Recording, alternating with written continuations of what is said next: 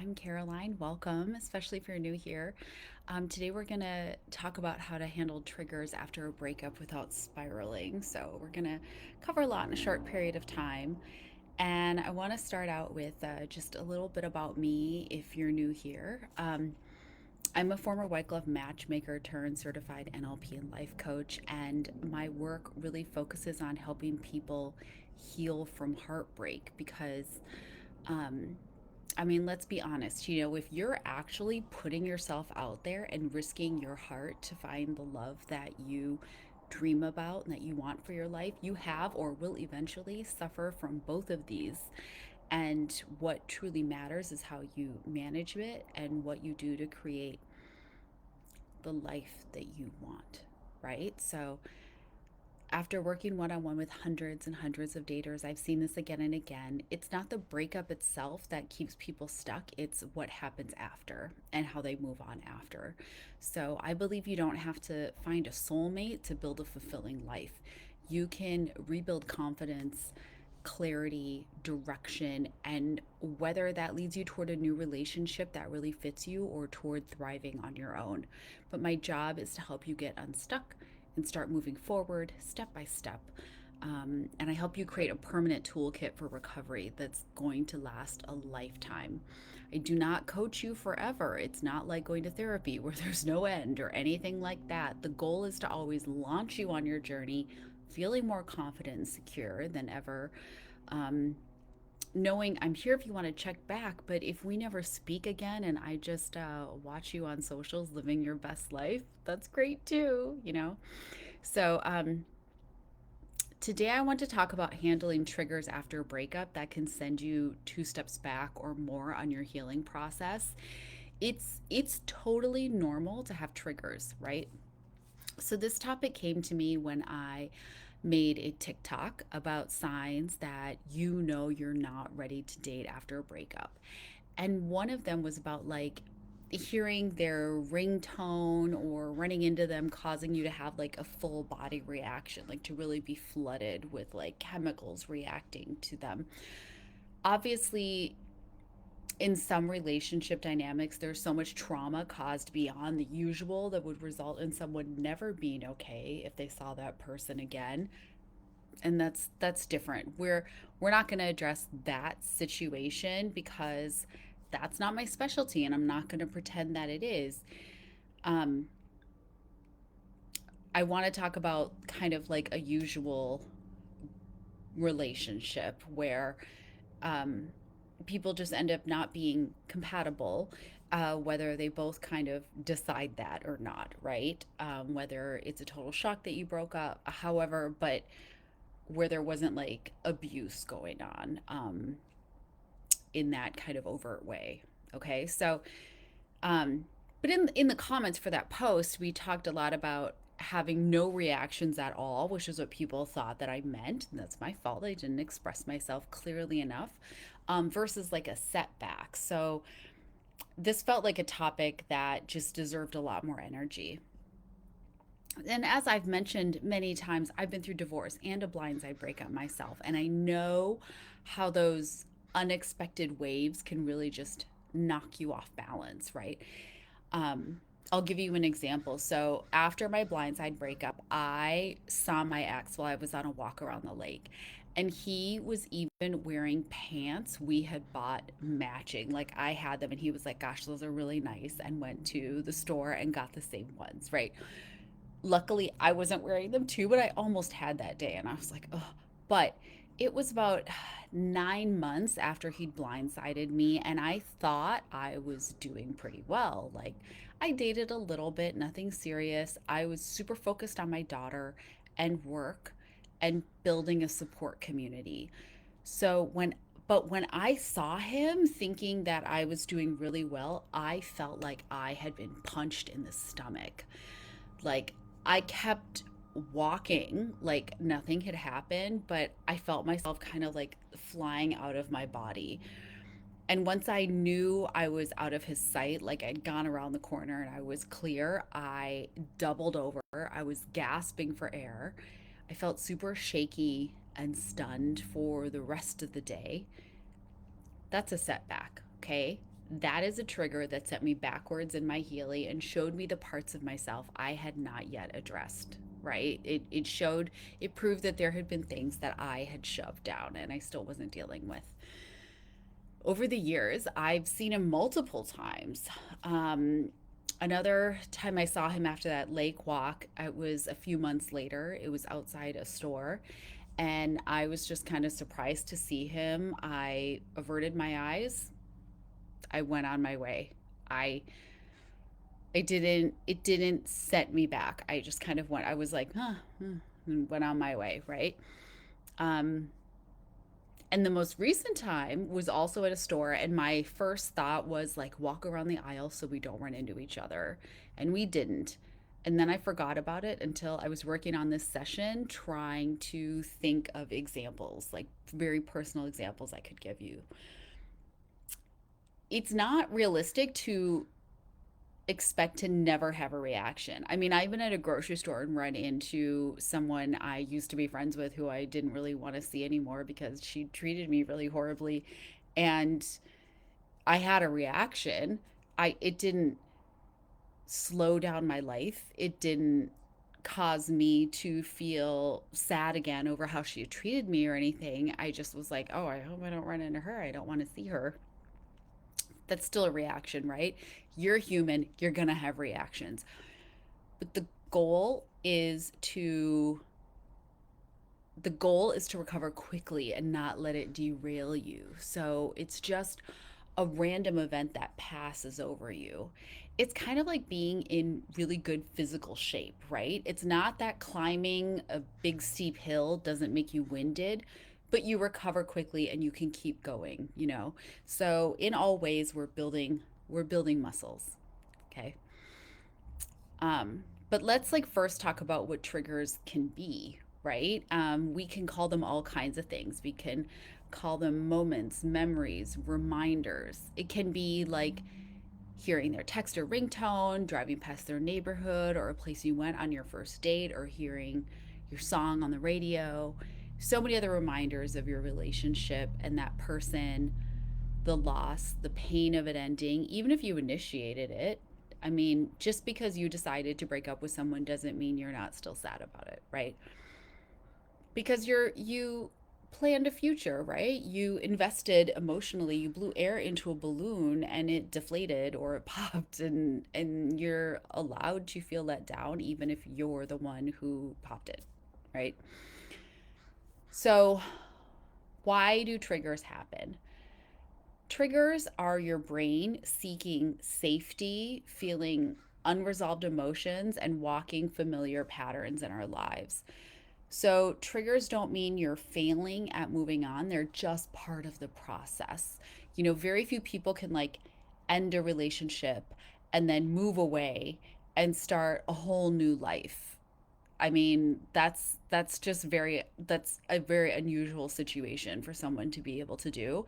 So you're bound to have setbacks because you're still living your life, right?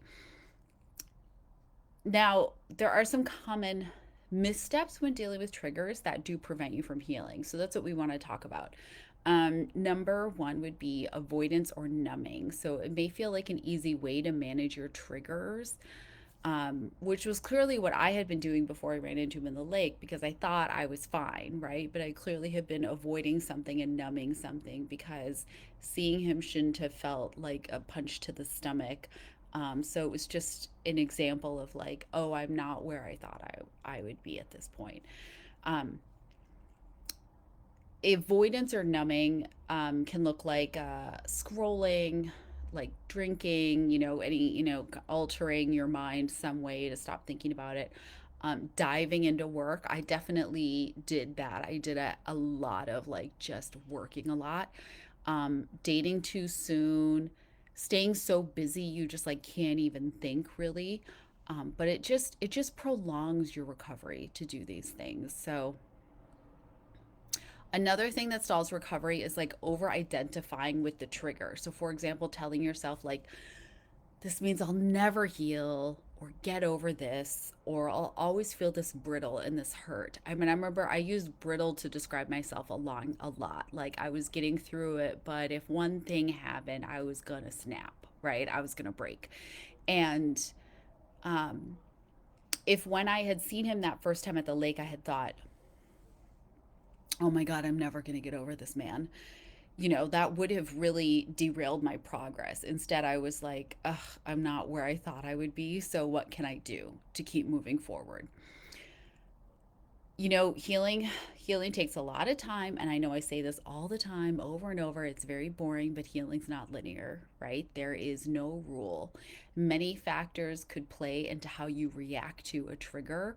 Don't create a rule for it, right? If you've been eating poorly, you have other stressors going on, you haven't been sleeping well, you're just worried about other things, you're sick, whatever, a trigger might bother you more because you have another factor going on than you think it would. So don't make a rule of it. Just deal with it. Emotions are the weather and they move through as you move forward. Another example would be giving into the spiraling thoughts, right? Like, if I feel this bad now, it means I'm still stuck. And then letting yourself replay that story that hurts so much and then getting caught in it instead of where you are now and where you're going next. So don't give in to the spiral, right? Like if you just acknowledge it, we'll talk about what you can do, okay? So the next time you're triggered, try this. This is a 3-step grounding strategy, okay? So number 1 is notice and name. So you're going to label the trigger, don't judge it, right? Like, this song brought me back. I'm feeling sadness. Or hearing their name felt like a shock. I was not prepared for it and I feel taken off guard. Number 2, pause and breathe. So use grounding breath, and that's box breathing. And if you already know it, fantastic. If you don't, it's inhale for 4 seconds, hold it for 4 seconds, exhale for 4 seconds, hold it for 4 seconds, and repeat. Okay, just focus on your breathing and counting 1, 2, 3, 4, 1, 2, 3, 4, and give the time for the emotions to just sort of pass through your body. Like, remember, most feelings last only 90 seconds, especially intense ones, because your body can't operate other functions when it's totally tied up in intense feelings. That's why very intense relationships that start out that way quickly do not last, because it's like a fire that just used up all the oxygen in the room too quickly. There's nothing left, right? If you're feeling like you were punched in the gut and you're doubled over, you're gasping for air, you're dizzy, you're kind of floating out of your body, you're shaky. Your body has only so many resources. It can't give everything to every function it needs to have. And then also that intensity of feeling. So that's why I always say, like, if it starts out really hot and heavy, like, beware. That is that is a hard thing to sustain. And usually, one or both people in the relationship think that that is the love. It's not. And so, when that fades, they think the love faded. And actually, what they were feeling wasn't really love. Okay. So, just let it pass through you. Don't label it, don't name it, don't judge it, just let it pass, okay? Because it can't last forever. It will pass through you. And then intentionally redirect yourself. So choose supportive actions that you have at hand that you know work for you. And if you don't, try a bunch until something makes sense, right? So it could be like texting a friend, or stepping outside, getting some air, going for a walk, just taking a break. I know that sometimes I get really stressed out and I go sit on the patio with my dog, and I just sometimes I'll just brush him. I'll just put him on his little dog bed out in the patio and I'll just brush him and talk to him. And while I'm focused on that, I can't really think about a lot of other things because I'm just thinking about giving him a nice experience, right? So you could also like journal a few sentences about the trigger, or refocus on your current goals, or make plans to do something you really love. so you can focus your energy on the future and things that light you up. Like sometimes it could be as simple as um, sometimes I love to go to concerts. And then I also like to do the ceramics painting, like going to paint the town. And so if I scheduled that for myself, or I made plans to do that, or to just meet a friend out for happy hour or something, like then that's something I can think about that's coming up that's just for me.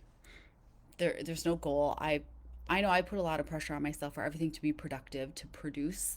And a thing I'm really working on is just being, that just being and existing is enough. And I don't need to have a value attached to me.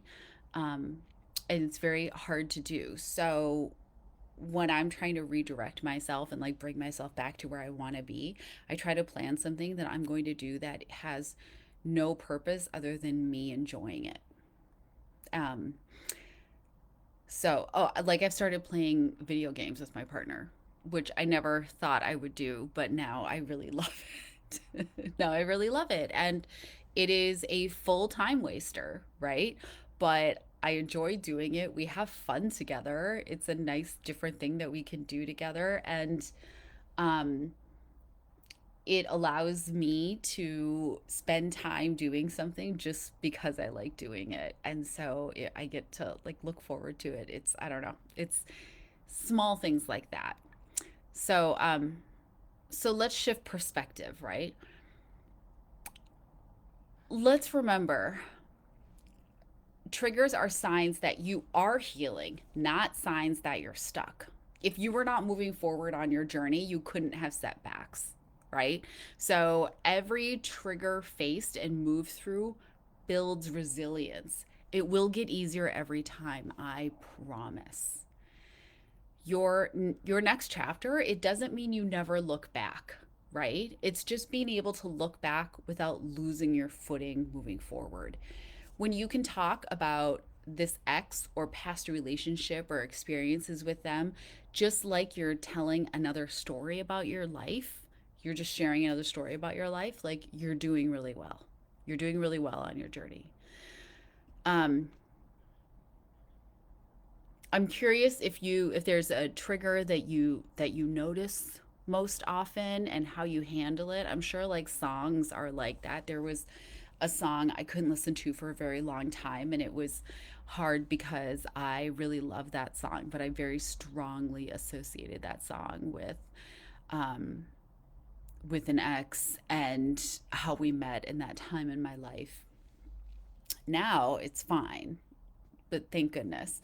Um or like I'm looking at my shoes, like I have a pair of shoes that I've gotten compliments on, and I'm like, oh yeah, my ex bought them for me in California. Like, yeah, I still have them. They're holding on. I still like them because I don't throw things away. Some people do, some people don't. I don't believe in throwing things away just because um, someone who gave them to me isn't in my life anymore. If I like it, I'm going to keep it. If I don't like it, it's different. But if I like it, I'm keeping it.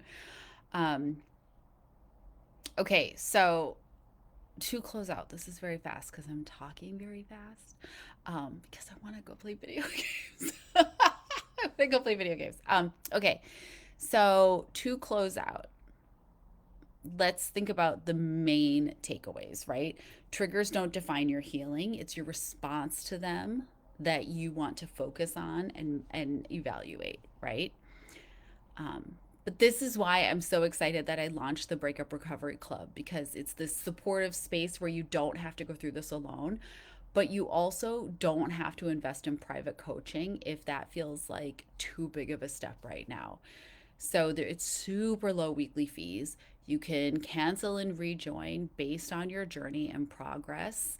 Since, say it with me again, healing isn't linear. And you can access special live sessions, guides, and AMAs and more. So when you're really in the space of like mending a broken heart, knowing that in a couple days or whatever, you can hop onto a group session and there could be support that you'll need and someone really talking you through it. Um, that's what you'd get, right? So, and then when you register, you automatically get a handy guide to managing triggers based off what we talked about today. But if you didn't get to take notes, you'll get it right in your email. And if any of this resonated with you today, remember I offer free breakthrough sessions if you want to dive deeper into what's holding you back and then map out your next steps. So they're just one on one with me on Zoom, totally free, low pressure, no strings attached. You literally book it like you're booking a calendar, spot with me.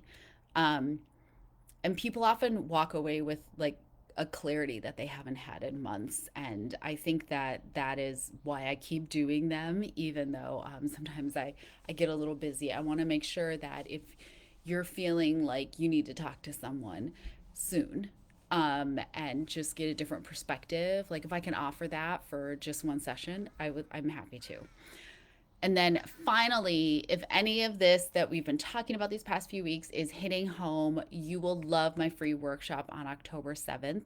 It's called Your Next Chapter, Moving On After a Breakup. We're going to go deeper into how you reset after a breakup and start writing a new chapter for yourself. So make sure you're registered so you don't miss it. Bring a notebook because we're going to cover so much in such a short period of time. So, I mean, if you're like going through the stage right now, who doesn't want to get through this part faster, feeling better than you could have imagined? Like, I know that if someone had promised me that back then, I would have stampeded to get it. And if you register for that, you'll also get the free guide to managing triggers. It'll come to you immediately as part of your confirmation. So check your spam when you register. Make sure that my emails are marked safe so you're getting messages from me, because that's where you'll get your links and everything. So thank you for spending this time with me today. Next week, since we'll be celebrating the Life of a Showgirl release, and yes, I'm assuming you're up on Taylor Swift news, I am working on a live session based on some Taylor Swift songs because they are some of the best heartbreak songs ever, right? And I do love me sad songs. So tell your Swifty friends, especially if they're really going through it right now, to join the group so they can interact live. And I'll see you inside the group this week, and hopefully in one of the breakthrough sessions in the Breakup Club or at the workshop on October 7th. Remember, I am always on your side. I'm going to put the links to join below. And just remember, like, you don't have to face these moments alone. You're building strength every time you choose healing over spiraling. Okay? All right. Have a good one.